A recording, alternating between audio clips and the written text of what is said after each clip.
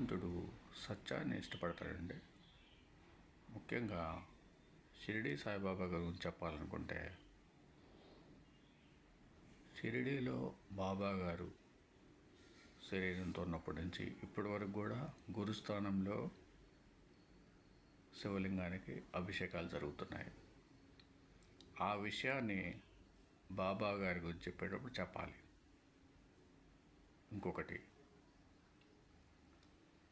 అట్లాగే బాబా గారికి పేరు పెట్టిన మహల్సాపతి ఖండోబాలయ పూజారి మహారాష్ట్రలో శివుణ్ణి ఖండోబా అవతారంగా కొలుస్తారు. ఆయనే బాబా గారిని సాయి అని పేరు పెట్టి పిలుస్తారు.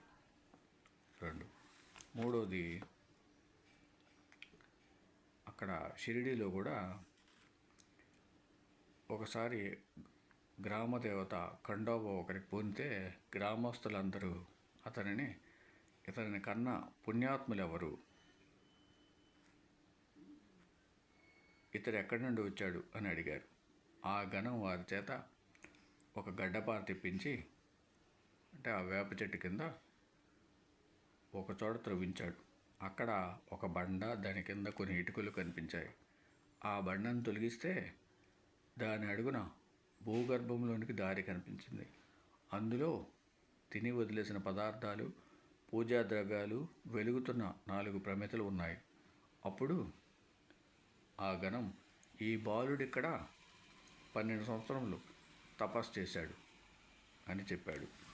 అప్పటి నుండి ప్రజలు అనేక ప్రశ్నలతో ఆ బాలుని విసిగించసాగారు. అతడు అది గురుస్థానమని ఆ బండను తిరిగి మూసివేయాలని చెప్పి అలానే చేయించాడు.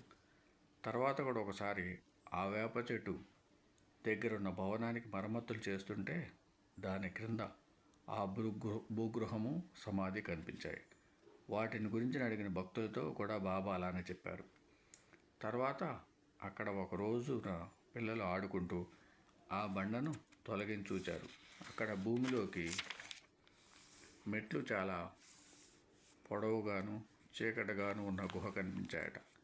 ఈ వివరాలు శ్రీ సాయి శరణానందేలా వ్రాశారు. ఒకప్పుడు బాబా మసీదులో దుని దగ్గర ఉన్న స్తంభాన్ని నాకు చూపి, దాని కిందనే ఒక గుహ ఉన్నదని, తామందులో నివసించామని, ఎవరైనా మహాత్ములు వచ్చినప్పుడు తప్ప తామెప్పుడు బయటకు వచ్చేవారు కారని, తమ గడ్డం పొడుగ్గా పెరిగి నేలను తాకేదని నాతో స్వయంగా చెప్పారు. బాబా మరొకప్పుడు, సగుణమేరు నాయక్తో, ఏమిటి 1-2 రోజులు ఉపవాసాన్ని కూడా తట్టుకోలేవా? నేను 12 సంవత్సరంలో కేవలం వేపాకు తిని జీవించాను అన్న మాటలు ఈ వృత్తాంతాన్ని బలపరుస్తాయి. ఫిబ్రవరి 14, 1912 సాయి తాము చేసిన గురుసేవ గురించి కాబోలు ఇలా చెప్పారు. తామెన్నో కష్టాలు కోర్చామని, నెలల తరబడి ఆహారం లేకుండా ఉన్నామని, వేప మొదలగున ఆకులు మాత్రమే తిన్నామని చెప్పారు. భగవంతుని కృప వలన ఆయన శరీరం శుష్కించి ఎముకలు కూడా నిలవజాలని స్థితిలో ఉన్నప్పటికీ తమకు ప్రాణం పోలేదన్నారు. ఈ విషయాలని కాపర్డే డైరీలో ఉన్నాయి. ఓం సమసద్గురు సాయినాథ్ మహారాజ్ కి జయ. ఓం సమసద్గురు భరద్వాజ్ మహారాజ్ కి జయ.